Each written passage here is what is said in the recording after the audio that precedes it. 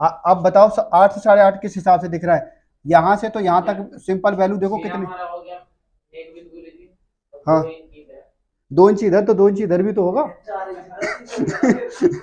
Confusion यही है कि एक तरफ कैलकुलेट किया, ये लो जी। शोल्डर कितने होंगे इसके? शोल्डर टू शोल्डर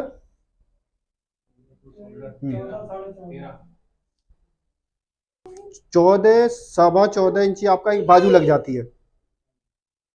14 इंची से जो भी प्लस रहता है नॉर्मली बाजू चढ़ जाती है।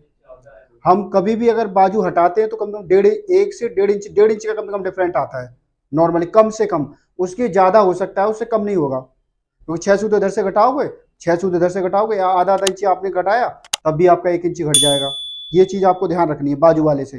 बाजू का आपका 14.5 है तो 6 सूत्र आपने इधर से घटाया, 6 सूत्र इधर से घटाया, 1.5 इंची चला गया। और 6 सूत्र कोई ज्यादा नहीं होती है, बाजू हमारी यहाँ है और 6 सूत्र यहाँ, इसलिए हटाते हैं ताकि हमारी वैल्यू जो है, पीस जो है ऐसा ना लगे कि शोल्डर पे लटक रहा है, अंदर कोई रहे। ठीक है, तो कम से कम मैक्सिमम स्लीवलेस वाले में आप बनाओ 13 इंची।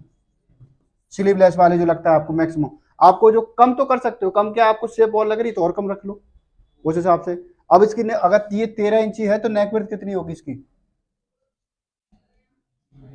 देखो बहुत जल्दी इजी होगा आपको निकालने, बस मैंने आपको हिंट दे दी है। देखो आप कैलकुलेशन नहीं समझ, ये मैंने बोला है 13 इंची है, टोटल आपका 13 इंची है। ठीक है, यहाँ से यहाँ तक कितनी वैल्यू मानोगे? यही शोल्डर जितनी भी मान लो, एक आइडिया मान लो, उससे तो ये प्लस है वैल्यू, अगर यहाँ लेते हैं लगभग, ये अब मान लो 1.5 गुना वैल्यू ये होगी तो 1 गुना ये है, 2.5 गुना में अगर कैलकुलेशन करते हैं तो वैल्यू। देखो अगर पॉइंट अगर तुम्हें मिले तो अध्ययन करके बताओ दोबारा फिर। फंस गए देख लग रहा है ना? तुमने ये नहीं देखा, मैंने यही तो बोला मैंने, अब इसको बताओ। ये 13 इंची है, अगर 13 इंची से कम होता तो चलता वो, इस चक्कर में। ठीक है, ठीक है, अगर आप अब बताओ इसको कितना मान रहे हो, इस वाले में कितना माना था आप लोगों ने बताओ?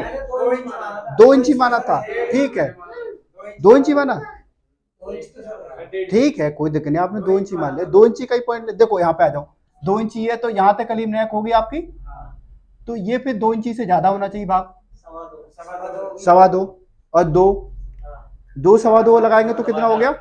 4.25, और शोल्डर में हमारा 6 सूत्र तो ऑलरेडी कम है, वो कहाँ जाएगा? वही घोटाले हैं ये। हाँ मान लो ये आपका जो 1.25 इंची लेस लगा के 1.5 इंची कर सकते हो, बस इतना एनफ है। हाँ 9, 10, 10, 9.5, 10.5 इतना कर सकते हो आप।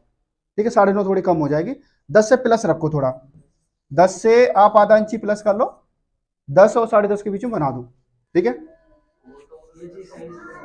कम कैसे आप बताओ? 13 इंची यहाँ से यहाँ तक है तो इसको कितना निकालोगे? 1.5 निकालोगे, 1.5, 3 हो गया, तब भी 10 बचा, 1.5 तो है ही नहीं। ठीक है, समझ में आया पॉइंट? हाँ जी शेरो, समझ में आया? हाँ 13 इंची मैक्सिमम रखना है। हाँ मैक्सिमम 13 इंची आपको रखना है शोल्डर। ठीक है, उसके अंडर आप रख सकते हो, ज्यादा नहीं जाओगे इससे। हाँ 13 से ऊपर नहीं, आपको लग रहा है कम है तो और कम कर लो, 12 रख लो, 11.5 रख लो। हाँ 13 से ऊपर बन जाओ। हाँ इस पिक्चर में हमें सीखने को यही मिला। ठीक है, अब आ जाओ अगली वाली में, देखो एक में रेगुलर है और दूसरे में दूसरी है। ठीक है, जैसे मान लो इसकी लंबाई बता सकता है कोई? हाँ लंबाई बताओ उसकी।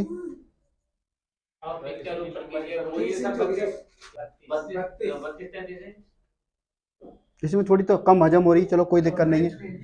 हाँ ठीक है, मान लो लेंथ में तो छूट है, नेक विड्थ बताओ कितनी होगी इसकी? नेक विड्थ बताओ, नेक विड्थ बताओगे नितिन, तुम बताओ। 8 से 8.5, पंकज 10 इंची, आप बताओ, लो देख लो। 9। अब कैसे कैलकुलेशन कर रहे हैं इसकी? ठीक है, सबने अपनी अपनी बताई है, अब इसका कैलकुलेशन कर लें, तब थोड़ा प्रैक्टिकली देख लेगा, इसे पता रहेगा किसने घोटाले मारे।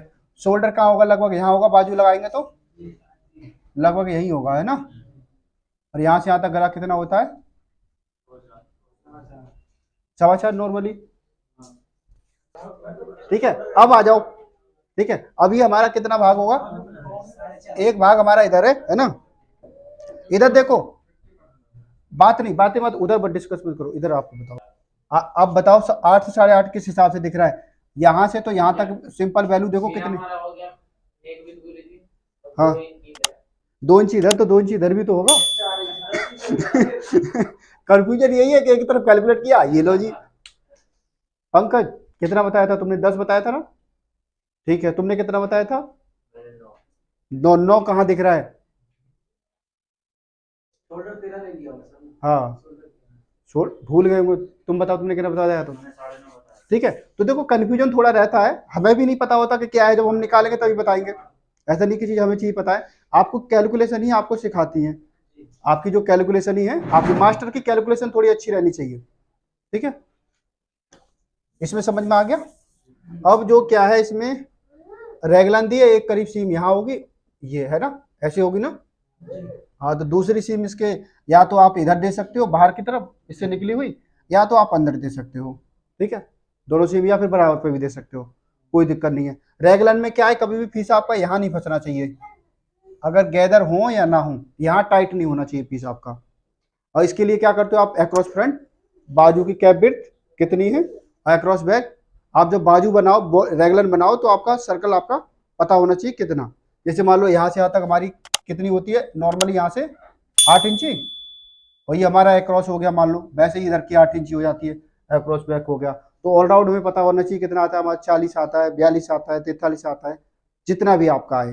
ठीक है, तो वो आपको पता होना चाहिए, अक्रॉस फ्रंट आपका, अक्रॉस बैक, और अक्रॉस स्लीव इधर की और इधर की भी। पहनने के टाइम पे, हाँ, जब आप पैटर्न बनाओ तब आपको पता चलता है कि आपको यहाँ डाट डालनी है या नहीं। आपने देखा होगा कभी कभी रेगुलर में यहाँ पे भी डाट मिलती है, उसके पीछे भी टेक्निकल चीजें होती हैं, क्योंकि उन्हें चाहिए होता है यहाँ फैब्रिक, हाँ यहाँ फैब्रिक चाहिए होता है उन्हें, तो वो फैब्रिक कहाँ से भरेंगे, कुछ तो उन्हें जुगाड़ लगानी होगी, क्योंकि डाट तो बाद में बंद हो जाएगी, और उसके और उसको फैब्रिक बचेगा, वो तो काम आएगा। हाँ, बिना गैदर वाले में रहता है नॉर्मली। ठीक है, तो रेगुलर में कुछ पॉइंट है।